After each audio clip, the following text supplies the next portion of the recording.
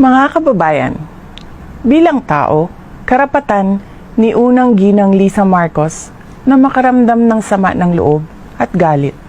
Subalit, ang kanyang personal na damdamin ay walang kinalaman sa aking mandato bilang isang opisyal ng pamahalaan. Upang makausad tayo, iiwan na natin sa isang pribadong pag-uusap sa pagitan lamang namin ni Pangulong Bongbong Marcos Jr. ang mga susunod na hakbang. Mga kaigsuunan, nag-atubang ang ato ang nasod ug dagkong mga problema nga kinahanglang solusyonan sa gobyerno. Dapat ay nakatutok tayo sa pagtugon sa mga suliraning hinaharap ng ating bansa. Patuloy ang pagtaas ng presyo ng pagkain at iba pang mga bilihin. At ito ay mas nagpapahirap pa sa dinaranas na gutom o kawalan ng sapat na pagkain ng mahihirap nating kababayan.